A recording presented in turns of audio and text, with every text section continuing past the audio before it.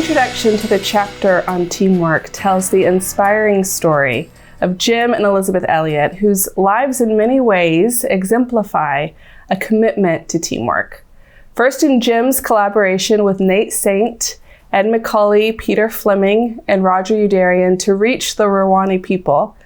And then again, in Elisabeth's commitment to go with Rachel Saint to live among the same people who killed her husband and Rachel's brother Nate.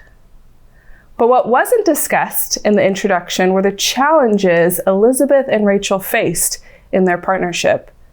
Both women were known for their decisive and at times austere personalities, and there were fears that they would clash on the mission field. Olive Fleming, the widow of Pete Fleming, said of this partnership, "When I heard that Betty and Rachel were going to the Rwani together, I just groaned. Each of them was so assertive, yet not seeming to have any feelings."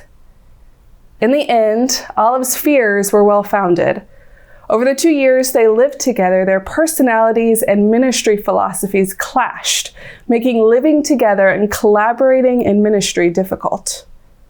On April 8, 1961, Elisabeth wrote to her mother about the situation. She said, "I sometimes wonder if she's quite sane. She wonders if I am. I wonder if I am too when I hear her deny saying things I could quote verbatim." So we go on.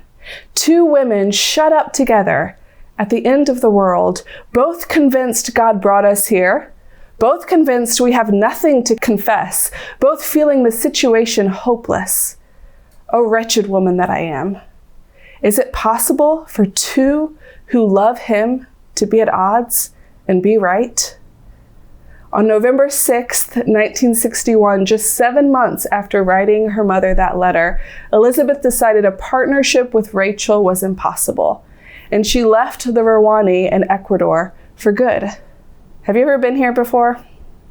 Have you ever been in a situation where personalities and ministry philosophies clash and teamwork no longer feels possible? In the chapter on teamwork, we talked about how teamwork increases productivity, protection, and power. But the story of Elisabeth and Rachel, and often our own life experiences, leave us with the question, what happens when teamwork doesn't seem to be increasing productivity, protection, or power? What do we do then? Well, I propose that we choose teamwork anyway. And we do so understanding that these three things are true. Number one, we were made for teamwork.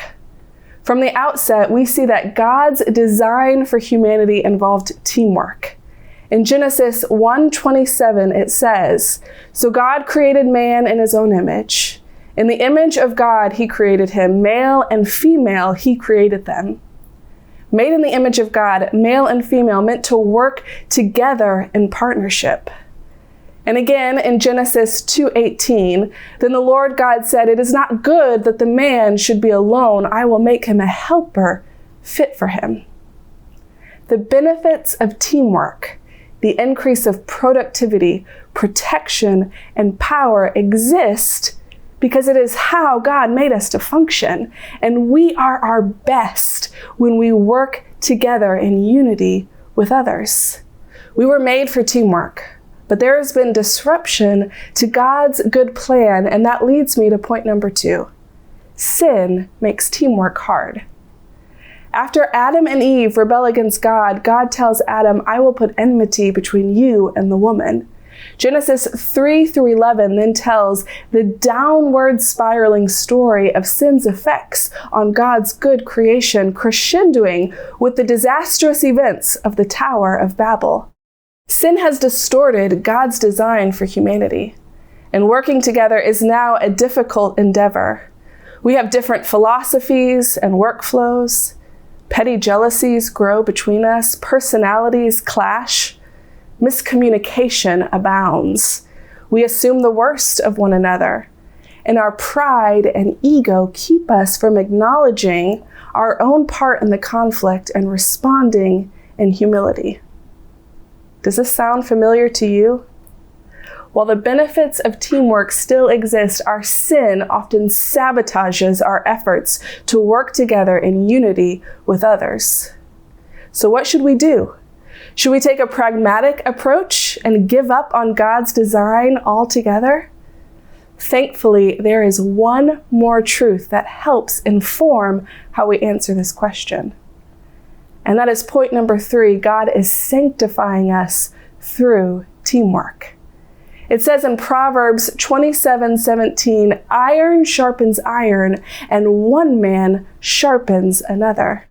If you've ever used a sharpening rod to sharpen your kitchen knives, you know that it works because the sharpening rod is harder and stronger than the steel of the knife, working to straighten and sharpen the blade. In the same way, when we interact with others who have strengths that we don't have, we are made stronger by their strength and vice versa. Even though sin has made teamwork hard, God has still not given up on his design. Rather, it's through being in close relationships with others, through working together with people who are different from us, who think differently than us, who have different ministry philosophies from us, who act differently than us, that God is at work forming and shaping us, making us stronger and sharper. But that's not all. It also says in Philippians 1:6, and I am sure of this, that he who began a good work in you will bring it to completion at the day of Jesus Christ. When personalities clash, when egos and pride get in the way, when harm is done, we can trust that God is at work sanctifying us and making us more like him. But this isn't just true for us, it's true for the person on your team who is the hardest to get along with. The person who you're always clashing with and who you feel like it's impossible to ever have a positive interaction with, you can trust that God is at work sanctifying him, sanctifying her. We can choose teamwork when it's hard because at the end of the day, we can look at the person we are working with and hold to this truth: he who began a good work in you will bring it to completion, just like he who began a good work in me is bringing it to completion. We don't know the full story of Elisabeth and Rachel's relationship. Most of what we know is from Elisabeth's journals, which only tells us one side of the story. But despite the sadness of this lost partnership, Elisabeth trusted that God was at work even when she didn't understand. She wrote on leaving Ecuador, I find that faith is more vigorously exercised when I can find no satisfying explanation for the way God does things. I have to hope, without any evidence seen, that things will come right in the end. Not merely that we shall receive compensation, but that we and all creation will be redeemed. Despite their inability to work together, both women continued to be fruitful in their ministries. Elisabeth went home and began her prolific career as a writer and lecturer. Rachel continued among the Rwani, living with them until she died in 1994. Teamwork multiplies our effort. It provides greater protection. It increases power because that's how God designed it. Even when our sin tries to sabotage God's good plan, he is at work sanctifying us and making us more like Jesus. And like Elisabeth, we can trust that even when things don't make sense or situations don't go as we hoped they would go, and even when we experience the disappointment of a failed partnership, we can trust that God is at work redeeming his creation.